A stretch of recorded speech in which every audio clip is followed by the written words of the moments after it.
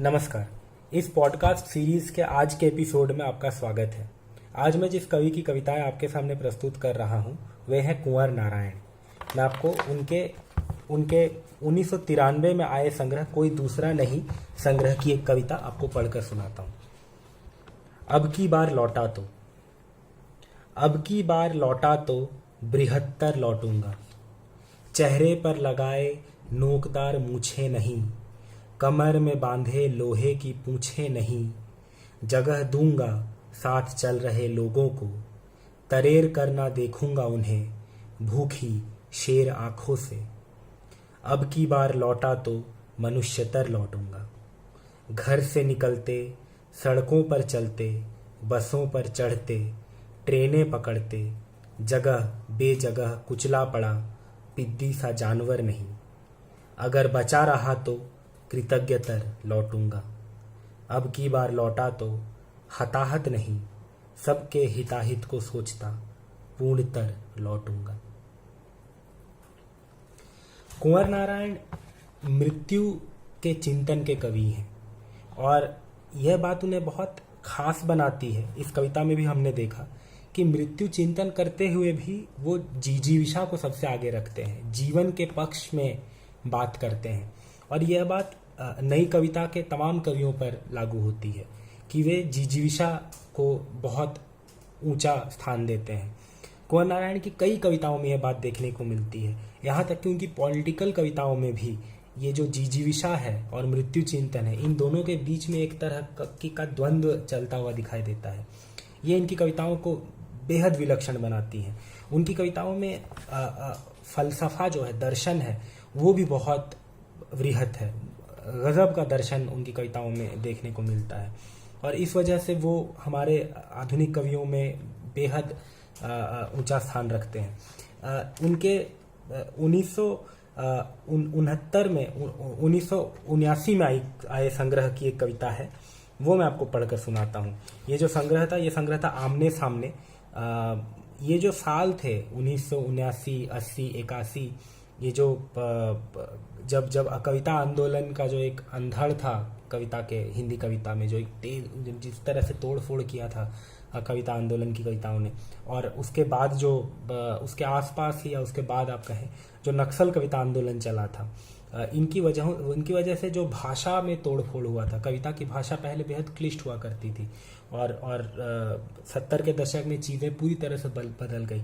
ऐसी स्थिति हुई थी कि 70 के दशक में जो एस्टैब्लिश्ड कवि थे जैसे अग्गे, नागार्जुन, इनको पूरी तरह से हिंदी संसार, ये कविता के संसार से बाहर से हो गए थे। इनके संग्रह आके चले जा रहे थे और कोई उन्हें पढ़ नहीं रहा था। कविता आंदोलन इतना एक विराट, इतना भव्य आंदोलन था अपनी भाषा के जोर पे, अपने विचार के पक्ष पे। तो ये जो बातें देखने को मिली, इसके बाद जो एक तरह का ठहराव आया हिंदी कविता में, आगे का जो ठहराव आया, इसकी जो भावभूमि बनती है, ये 79, 80, 81 के जो कवि जो छप कर आते हैं उनमें कुंवर नारायण भी प्रमुख हैं, क्योंकि एक लंबे अरसे के बाद उनका एक संग्रह आया था जो कि आमने सामने संग्रह आया था। और उसी के आसपास फिर केदारनाथ सिंह का संग्रह आया था 1960 के बाद, सीधा 1980 में उनका दूसरा संग्रह जो आया था। और उसी के आसपास फिर हम देखते हैं कि अरुण कमल, राजेश जोशी और भी जो तमाम कवि हैं, मंगलेश डबराल, इन सब का उदय का काल है ये 80 की जो शुरुआत हुई थी। तो उसी समय की एक कविता है, ये मुझे बहुत पसंद है कविता। ये उनके 79 साल में आए संग्रह की कविता है। कविता का नाम है बाकी कविता। इसमें आप देखिए मृत्यु पर किस तरह का चिंतन है और एक बिंब के सहारे पूरी बात कही गई है। अद्भुत अद्भुत। बाकी कविता। पत्तों पर पानी गिरने का अर्थ पानी पर पत्ते गिरने के अर्थ से भिन्न है। जीवन को पूरी तरह पाने और पूरी तरह दे जाने के बीच एक पूरा मृत्यु चिन्ह है। बाकी कविता शब्दों से नहीं लिखी जाती, पूरे अस्तित्व को सींचकर एक विराम की तरह कहीं भी छोड़ दी जाती है। एक और, हालांकि इनकी बहुत सारी कविताएं हैं जो मैं आपको पढ़कर सुनाना चाहूँगा। इनकी पॉलिटिकल कविताएं कभी और के लिए, किसी और दिन के लिए, लेकिन इनके जो 2002 में संग्रह आया था इन दिनों, संग्रह, उसकी एक कविता है अपठनीय। वो मैं आपको पढ़कर सुनाता हूँ। अपठनीय, इसमें देखिए अब की बार लौटा तो कि जो रिदम है वो यहाँ पे दोबारा एक तरह से रिपीट हो रहा है, लेकिन इस कविता की भी जो अपठनीय, जो एक चीज़ों का एक जो परिपूर्ण ना होना, एक जो चीज़ों का अधूरा रह जाना, उसको किस तरह से कविता में इन्होंने स्थान दिया है। और इसलिए भी महत्वपूर्ण है कि ये उनके आखिर के जीवन काल की लिखी गई कविता है। अपठनीय। घसीट में लिखे गए जिंदगी के अंतिम बयान पर थरथराते हस्ताक्षर इतने अस्पष्ट कि अपठनीय।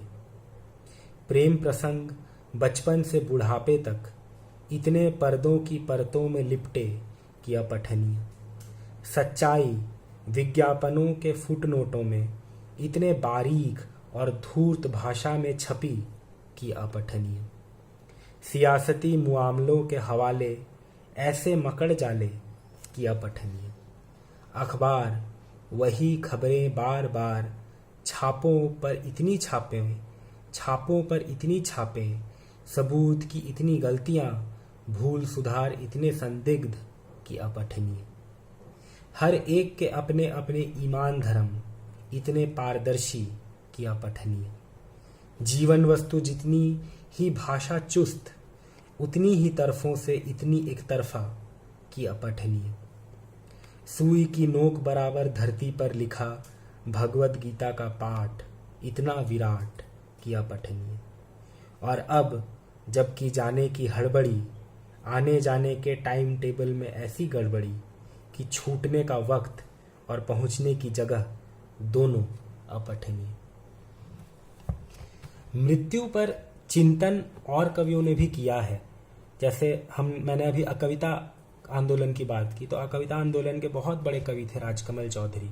उनकी जो मास्टरपीस है मुक्ति प्रसंग, वो उन्होंने अपने डेथ बेड पे लिखी थी। वो आत्मशोक की कविता है, सेल्फ एलेजी की कविता है, और उसमें गजब का मृत्यु चिंतन देखने को मिलता है। लंबी कविता है, कभी हो पाया तो मैं उसके भी कुछ अंश पढ़ूंगा इस पॉडकास्ट सीरीज में। या आधुनिक कविताओं में सुधीर रंजन सिंह की मोक्षधरा मृत्यु पर गजब का चिंतन है। कुंवर नारायण के कविताओं में जगह जगह मृत्यु पर अलग अलग ढंग से चिंतन देखने को मिलता है। यानी ये किसी एक कविता में अपनी सारी बातें नहीं कहते, या एक कविता में जो बात कहते हैं वो अपने आप में पूर्ण होती है, जाहिर सी बात है।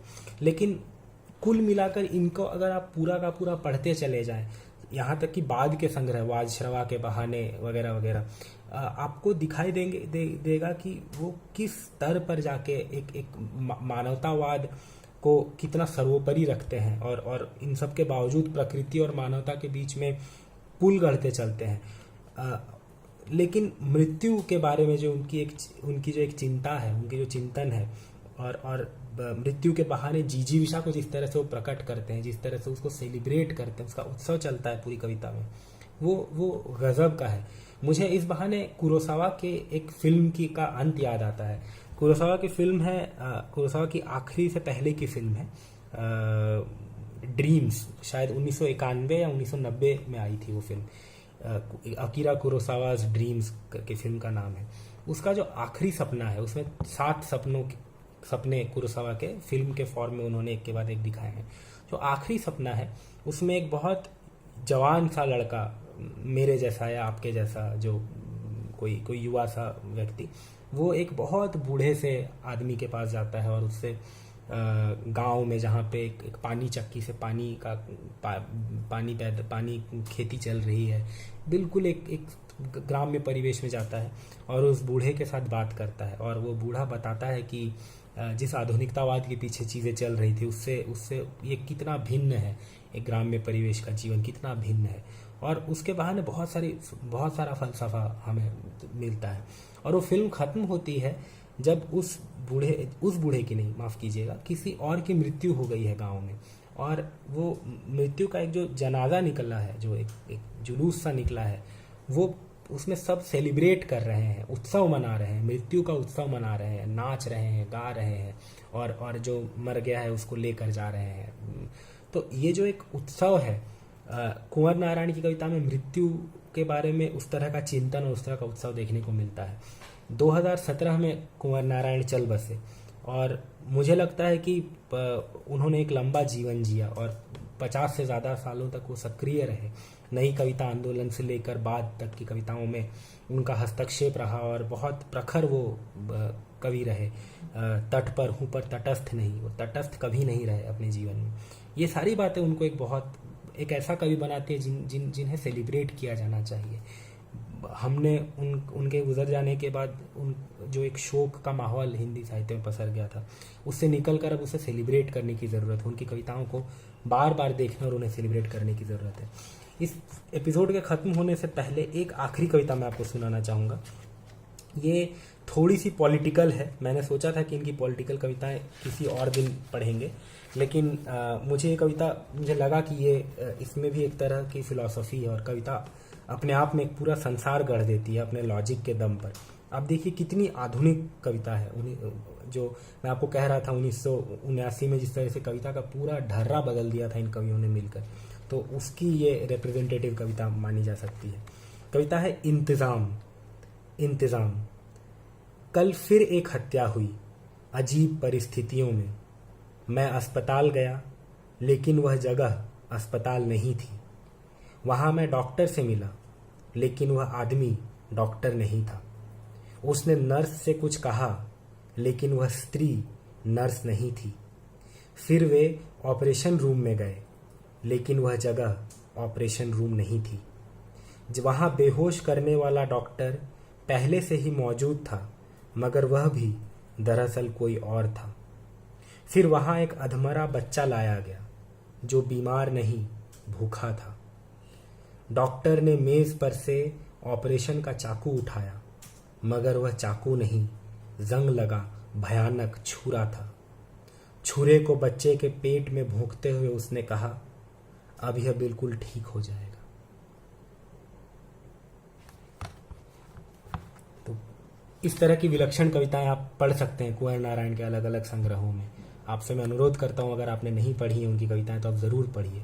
और हम जिस तरह के दौर में जी रहे हैं, कोरोना के एक संक्रमण के दौर से जी रहे हैं, ऐसे में मृत्यु चिंतन तो करने की ज़रूरत है, क्योंकि जितना हम मृत्यु के बारे में सोचेंगे उतना हम अपने जीवन को वैल्यू कर पाएंगे, उसको और उसकी सार्थकता को समझ पाएंगे। तो आप पढ़िए कुंवर नारायण को। हम कल फिर मिलेंगे एक नए कवि और एक नई कविता के साथ। बहुत बहुत धन्यवाद।